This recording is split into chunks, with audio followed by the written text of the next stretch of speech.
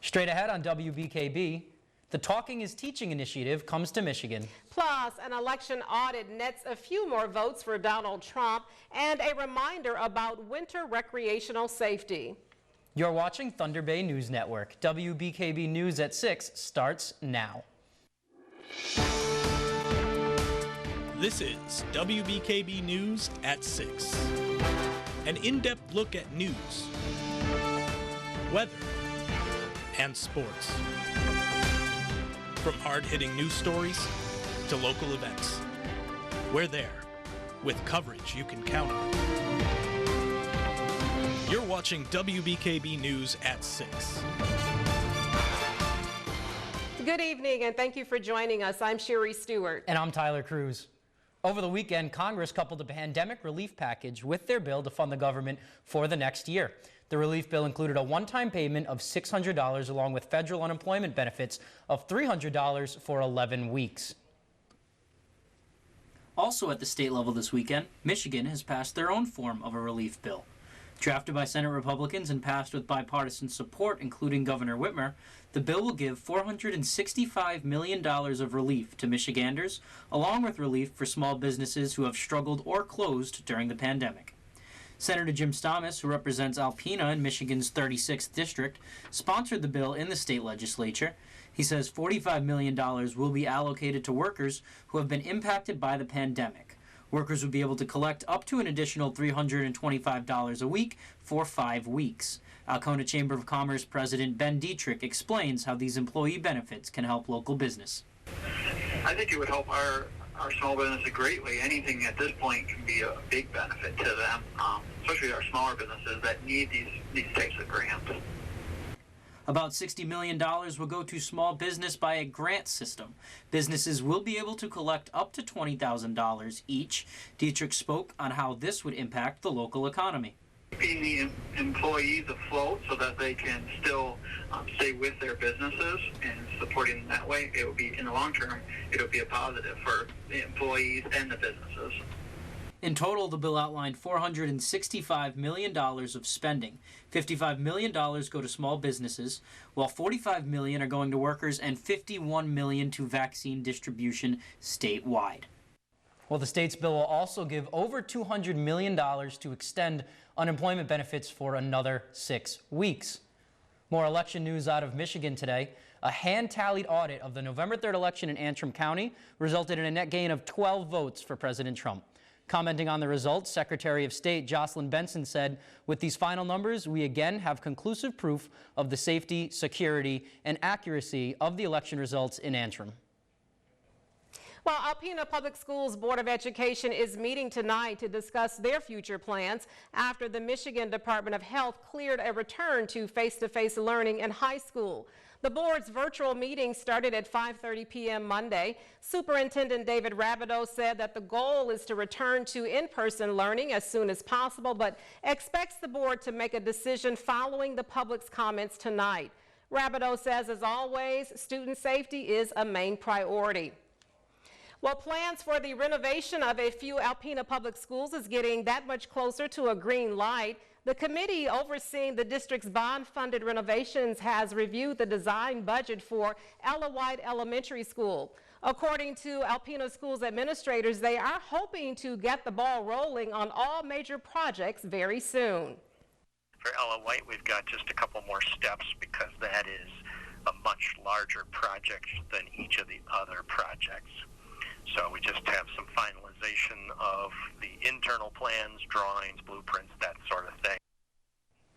According to Superintendent Rabideau, once the additional plans are approved, the district anticipates putting the project out to bid in mid-January. Plans for Wilson, Besser, and Lincoln Elementaries are expected to be reviewed in mid-January as well. The Board of Education is currently meeting until 7 p.m. tonight. Rogers City officials say an increased COVID-19 spread has prompted their city hall to be closed to the public through January 4th. Officials say increased COVID-19 community spread in the Presque Isle County as one of the reasons Rogers City is closing their city hall. Staff will still be available by telephone from 9 to 5 on weekdays, and payments of cash or check can be left in the drop box along with a copy of the bill or a note explaining the payment. Credit card payments can be made online or over the phone, and deliveries are asked to use the back door while the office is closed. Well, where there's snow and ice, you will find Michiganders participating in various winter activities. On this first official day of winter, many residents are starting to ice fish and snowmobile, among other activities. However, we need to remember to stay safe.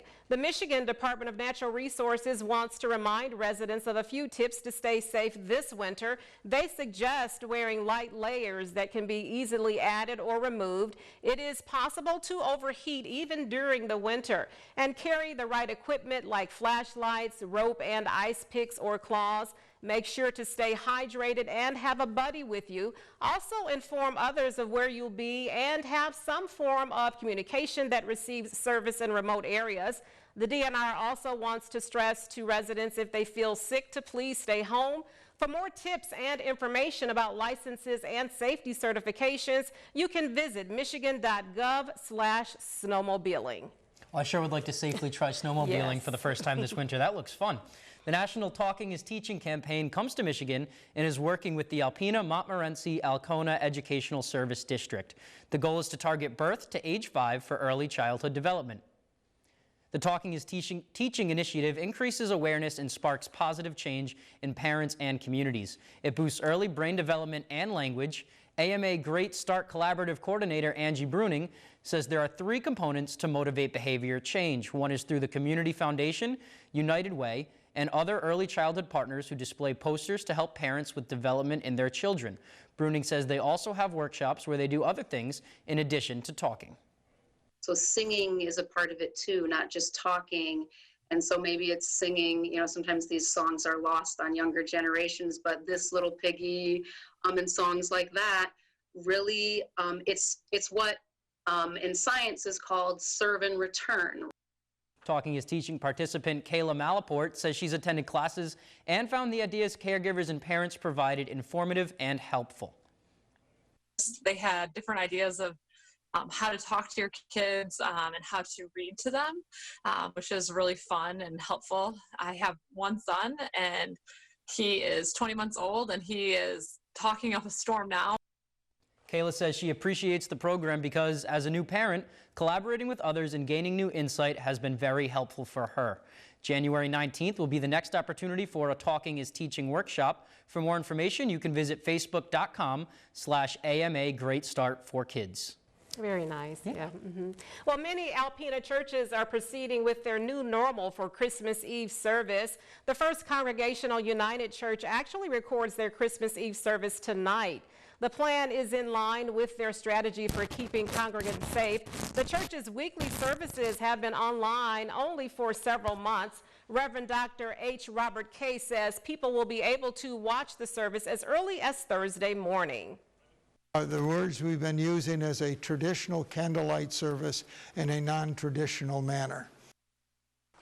Many other churches, however, are taking another route. All Saints Catholic Parish will be continuing with its restricted capacity service. Members of the parish can call ahead to reserve a place. Those who can't make it in person can watch the live streams. The church will be streaming its 11 p.m. Christmas Eve service and its Christmas morning service. Father Joe Moscovich told us a congregation that he had a conversation with the bishop, and here's the parish's response. I remember him saying, you know, we will never know if we've gone too far in taking precautions, but we will definitely know if we've done too little. New Life Christian Fellowship and Resurrection Lutheran Church both told us they have plans for limited capacity services as well. Well, there is more news ahead for you here on WBKB. Coming up, a reminder from Treasure. Here's meteorologist Ellie Morrison with a first check of the weather. Ellie, it was warm today. Is that staying?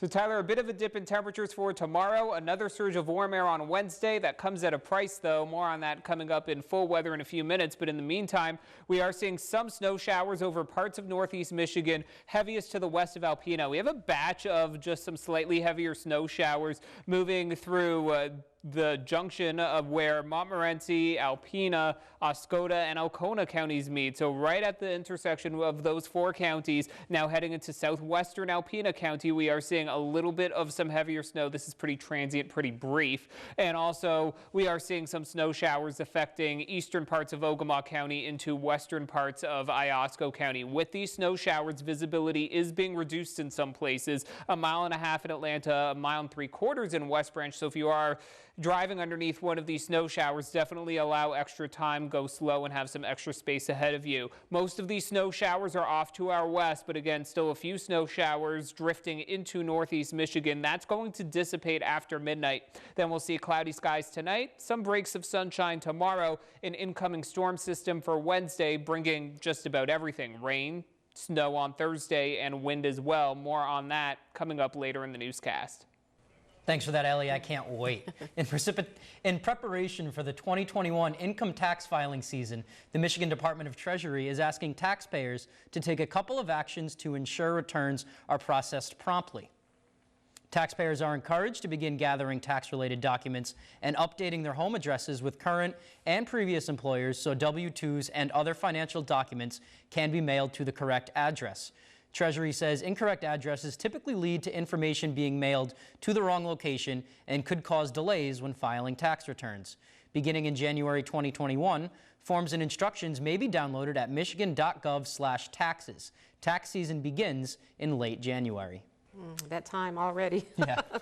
Well, in your Health Watch this evening, exercise may help older patients get a leg up before surgery, and what concerns parents most during this pandemic. Naomi Ruckham has some of the day's top health stories. Excessive screen time for children tops the list of parents' concerns during the pandemic. A new poll from Michigan Medicine shows the highest-ranking concerns involving emotional and physical health are associated with lifestyle changes during the pandemic. But among Black parents surveyed, the top concern was racism, followed by the COVID-19 virus itself. The American Academy of Pediatrics is giving doctors new guidance to spot and treat eating disorders and reduce the stigma. The Academy says girls and boys across all ages, income levels, and racial groups are affected. Older patients who get in shape before elective surgery may be able to counteract the effects of post-op bed rest with the proper amount of training.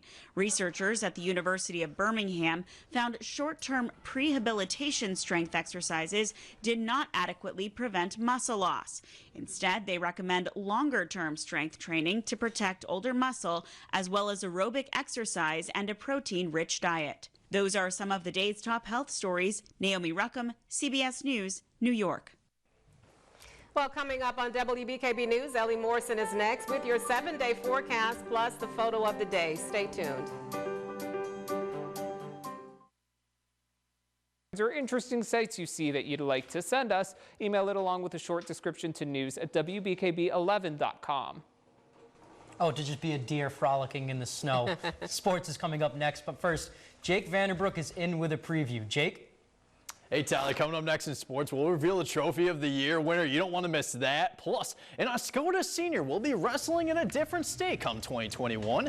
More on this story up next in sports. Get the scoop on other news items online. Just visit WBKB11.com for sports, weather, and news updates anytime, day or night. Or be sure to check us out on our Facebook page and Twitter handle at WBKB11. And that's all we have for you this evening. Be sure to catch us back here tonight at 11 for more. Have a great evening.